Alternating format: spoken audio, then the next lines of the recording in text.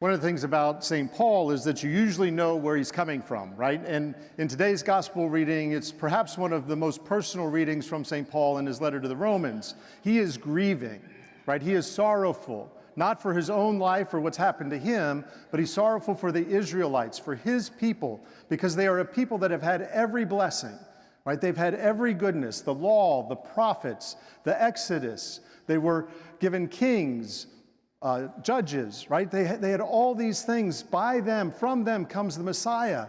They have gotten every kind of privilege, covenant with God. And Paul is sorrowful because he knows that's not enough. He knows that they need Jesus, right? That salvation is necessary through Jesus Christ, and that he is the one that they need. And so for all of their heritage, all of their history, all of their privilege, all of those gifts, they still need Jesus Christ.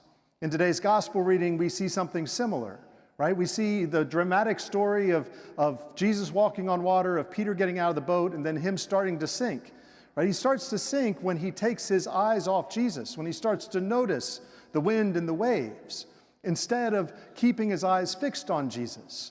You know, that's very similar to the Israelites, right? Peter has many gifts. He's a strong leader, right? He is courageous, but those things aren't enough to save him. He still needs Jesus Christ. This is a lesson that I think every generation has to learn, and our generation in particular, because many of us have been very blessed, right? We have good educations, good careers. We're planners and problem solvers, professionals and leaders. But all of that is not enough for salvation. The temptation, those things are all good, but the temptation from those things is not that they're bad. The temptation is that we think because we are capable that we are self-sufficient, right? And in fact, we need Jesus too. We need the Lord who saves us, because success is a terrible substitute for salvation. Many of you have heard part of this story before, but when I was in the Air Force, active duty Air Force, I was applying to try to get out of the Air Force to go to seminary. And that application had to go all the way up the chain of command. So when I did that, I submitted it, and it got to the wing commander on the base that I was at, and the wing commander wanted to meet with me. Now, I don't know if you've ever been called to the principal's office, but it's kind of like that, right? I was very nervous and anxious. A lieutenant doesn't often go to the wing commander's office. And so I walk in, and he doesn't stand behind the desk. He kind of gets up and says, "Follow me." And we go to his car, and we drive out to the runway. And this is Whiteman Air Force Base, and so the B-2 bombers are there. And so B-2 bombers, we park about 50 yards off the runway. B-2 bombers are doing touch and goes. So you know what a touch and go is? Like the plane comes in and the back tires touch the ground, and then they power up again, the engines roar, and it takes off, right? It's awesome. I mean, it's just awesome, right? The whole world rumbles. I mean, it's so amazing. So he knew what he was doing, right? He took me off the runway, and we had a conversation interrupted by every time that a B-2 was doing a touch and go. But we got to the end of the conversation, and he said something like this. He said, "You know, you are a very talented young lieutenant with a lot of promise, working on the newest weapon system in the Air Force inventory for the most capable Air Force in the world, for the greatest country in the world. Are you sure you want to give all that up?" That's a fair question, right? It's a good question. Those things, service, dedication, opportunity, all of those things are blessings. We are blessed to be a blessing for others. Those are good things. But there was an underlying question that goes deeper.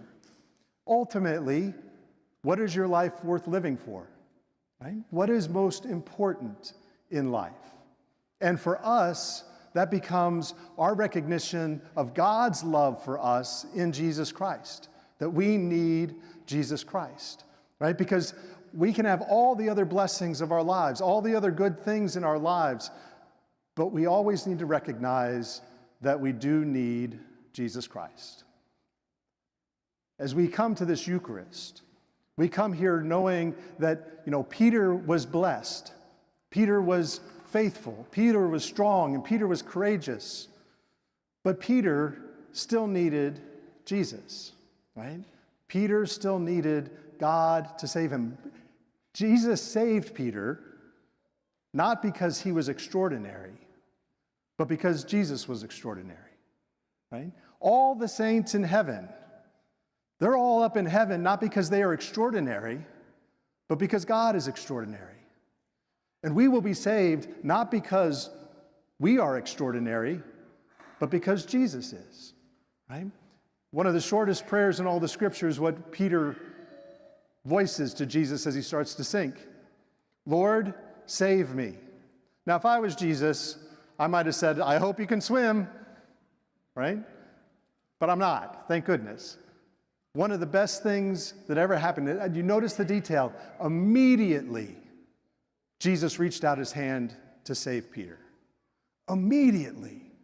That's the way it is with grace, that Jesus and God are always there to reach out to us at the very moment that we need it most. Today we have the privilege of celebrating the baptism for Margot Capri, right? And so we'll celebrate that baptism, and not to diminish Margot at all, but have you seen her resume? Right? She has not accomplished a thing, not done anything with her life. But that's the gospel message. That's the gospel message, is that before we can do anything, God saves us. He loves us. He reaches out in his mercy to us. Before we can do anything, before Margot can choose God, God chooses her, right? God chooses us.